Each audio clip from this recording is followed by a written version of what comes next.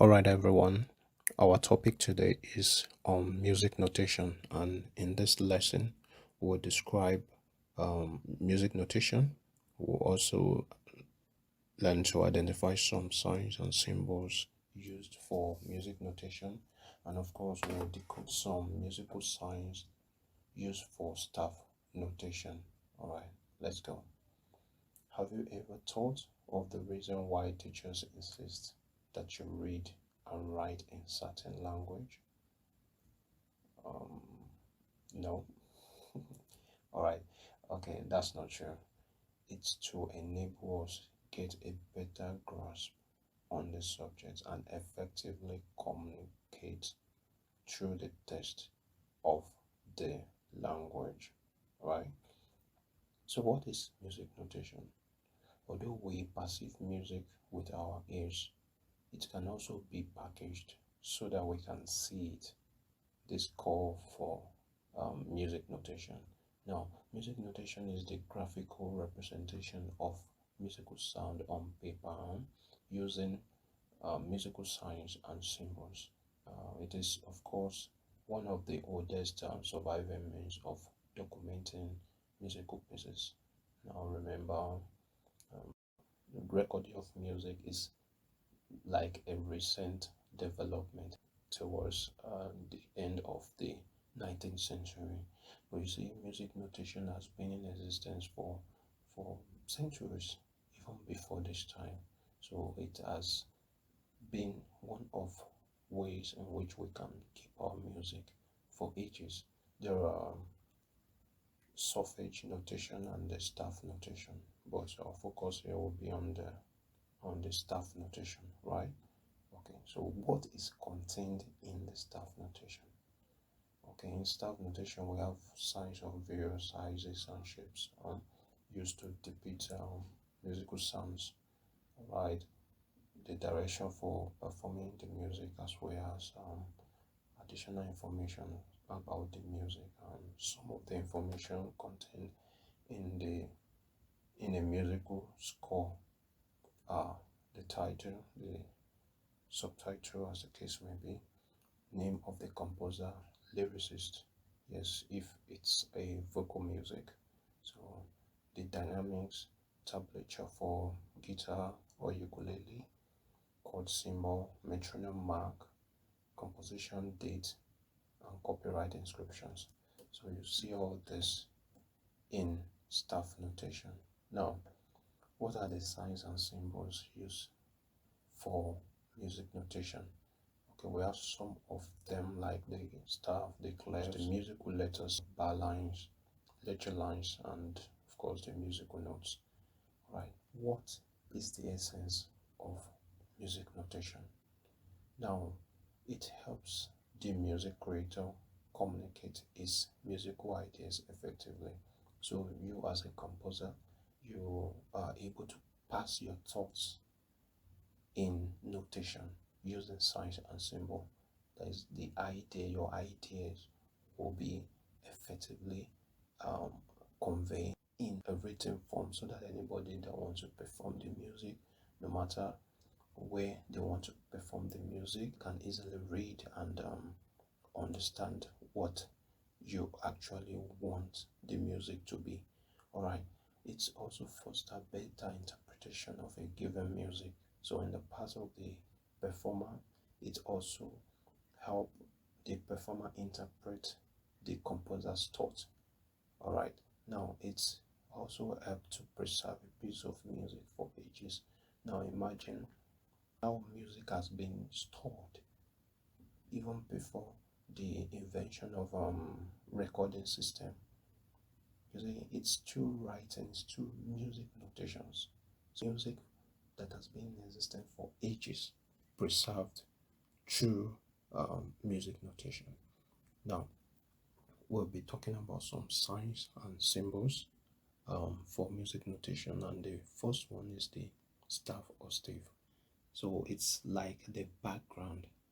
You understand? It's like the writing pad upon which every other musical signs are written. All right. So it has 5 lines. All right, and the lines are named from bottom to the top. So line 1, 2, 3, 4, and 5.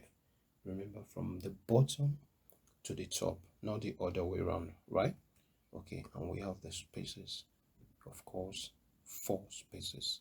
So we have 5 lines and 4 spaces. And remember, the naming are from bottom to the top. Okay, all right. So the staff is the writing part that shows the pitch pattern of any piece of music. All right. Okay. Now we have clefs, and we have the treble clef that looks like that. We have the alto clef, we have the tenor clef, and the bass clef.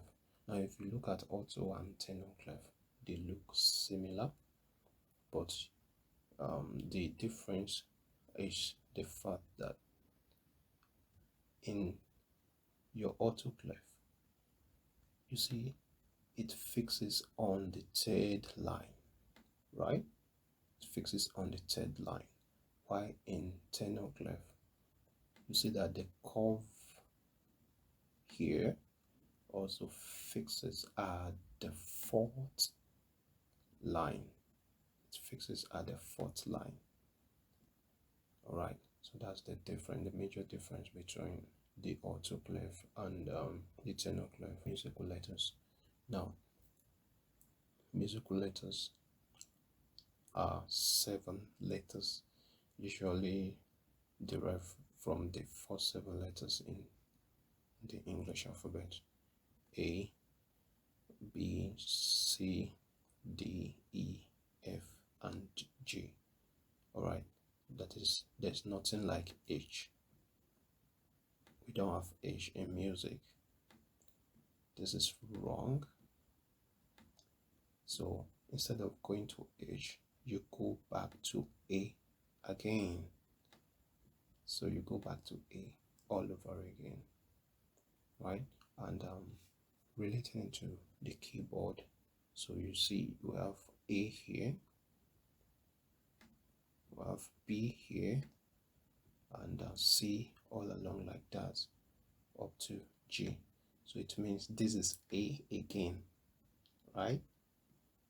That's if we are going forward, and this is B, right? And going backward, it means if this is A going backward, it means this is G, right? And this is F going backwards, right? So it's, the letters are basically around the first 7 letters in the English alphabet. All right, now we have the treble staff. We've talked about the staff, 5 lines and 4 spaces. Now we also talk about the treble clef. So when you have the staff plus the treble clef, so you now have the treble staff, not the treble clef anymore, right? Treble staff, that is the treble clef plus the staff. So we are talking about 2 signs here. All right, so the treble staff looks like this. So we have the treble, clef itself, and the 5 lines and 4 spaces, which is the staff, right? Okay, now the lines of the treble staff will look like that. So remember, from bottom to the top, so you see this is E, the first one is E, G, like that, or forming an extended chord. That is, if you're a jazz pianist, so that is like an extended chord of E, right? Good. So you see we keep skipping a note here. Something is missing between E and G, which is F. So it means this is F. Between G and B, something is also missing. That's A. A is missing there. And between B and D, so that's C. So then just form the spaces of the treble staff, F, A, C, E. So the spaces 5 lines and 4 spaces. And remember, we named them from bottom to the top, right? Not the other way around, from bottom to the top. All right. So and it's also important to know that in music we write both online and on spaces, right? Good. All right. So now think of every good boy does fine. That's for the lines in treble staff. Okay, we just pick the first letter of every word, right? So we have every good boy does fine. All right, in that order. Now, and of course, for the spaces, we have the word face. So simply face. Now, the treble staff is used for high pitched voices or musical instruments like the soprano voice, flute, trumpet, and violin. Alright, we can also use the treble staff in case a low pitch instrument like the bass is playing at a very high pitch. So you need to avoid too many ledger lines or some notes that are not found on the bass staff. So you can easily use the treble staff instead to depict the high pitch. Alright, so let's go on. Now for the bass staff, it's also very similar. Now you have the notes in this way. Now unlike the treble staff where the first line is E, on the bass staff the first line is G. Right, it also form a chord, an extended chord on G, right? So you have G, B, D, F, A. So you also think of good boy does fine always, right? Now, and for the spaces you have A, C, E, G. That's all cow eat grass. In that order, right? Okay. Now, if you want to compare the two, see, every good boy does fine for the lines of the treble staff, and for the lines of the bass staff, good boy does fine always. So it ends on A, right? Good. Now again, bass staff is used to write for low pitched voices or instruments, right? Like the bass voice, the cello, the contrabassoon, and tuba. Now we have a little quiz here. So if you know the answer, just put it in the comment section, right? Musical notes are the symbols which carries information about the duration of any pitch. Now we have some examples, some common example of them in the table. Now we have the semi-brief, or also called the whole note, depending on which culture you are looking at it from. All right, now it's look like an egg shape. Is an egg shaped note now, and it has 4 beats. So you have 1, 2, 3, 4 beats in it. All right, now we have the minim or the half note. Okay, minim look like D, right? Just remember notes that look like a lowercase d, right? And it has half the value of the semi-brief. All right, so it has 2 beats, right? And we have the crotchets, or what you call the quarter notes, and the crotchet look like this, a darkened version of the minim, right? So it has 1 beat. And again, we have the quaver or the 8th note. Now this is also similar to the crotchet, but it has a tail, right? It has just half beat. We have this semi-quaver. It has 2 flags or 2 tails. If a semi-quaver has quarter beat, now how many semi-quavers would you need to make a crochet? If you know the answer, put it in the comment section. Now, how many semiquavers are there in a quiver? It's just two. Demi-semiquaver has 3 flags or 3 tails, and we have 4 demi-semiquavers in a quiver, right? Okay. Now, let's talk about the relationship between the notes. Now, you see the semibrief is just like an egg, right? Just like the head, unshaded, right? Now, the next note now has a stem, right? That's a bar beside it. It's just like another semibrief, right? But with a bar beside it. Now, we have the next one, which is the crochet. Now, crochet is just like the meaning, right? But with a darkened head, right? It's shaded, darkened head. Now, the next one is the quiver. Quiver is also very similar, but in this case, it has 1 flag, right? Now, that is what makes a quiver different from a crochet, right? Now, we now have the semiquiver, right? The semiquiver has 2 flags. Now, you see that the trend is from a note without flag, without stem, without tail, with a note with a stem, right? But without flag, but undarkened, right? Unshaded head.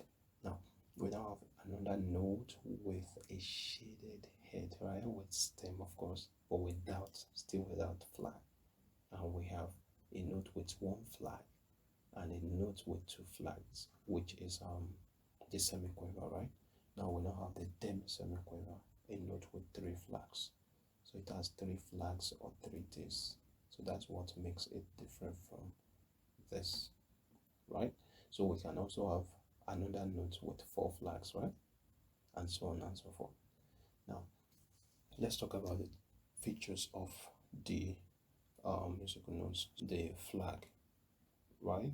And we have the stem, and we have the note head. Now, remember, a semibrief has neither stem nor flag, right? Why? From a quiver, you start having notes with flags, right? Or tail, as the case may be. Now, let's talk about the note stems.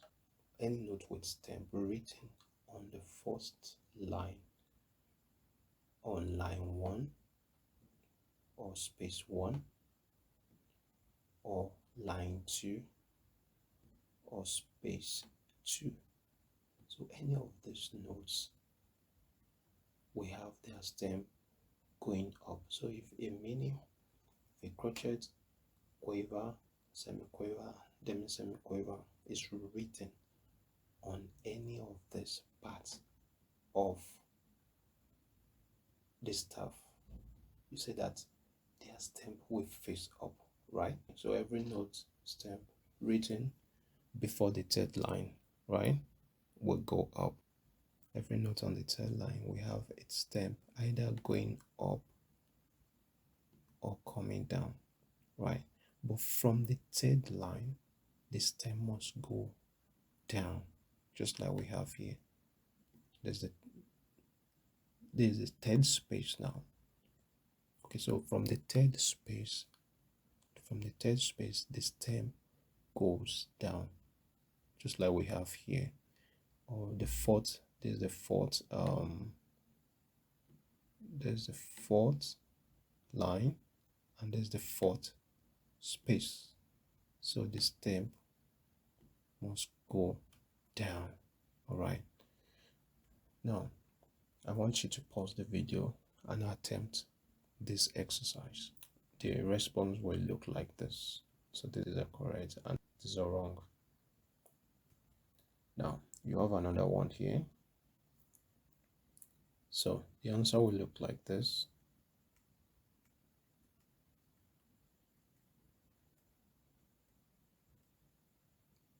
All right, mark yourself and let me know if you got everything in the comment section.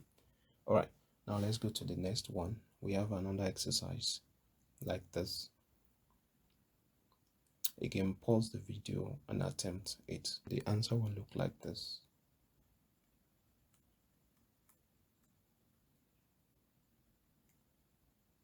I want you to watch closely the way the notes are being written, especially the stem. Now, it's on the fifth line here, so it means the stem goes down, right? And it's on the third space here, it comes down. We're going to end this part here now, and I will see you in the next video.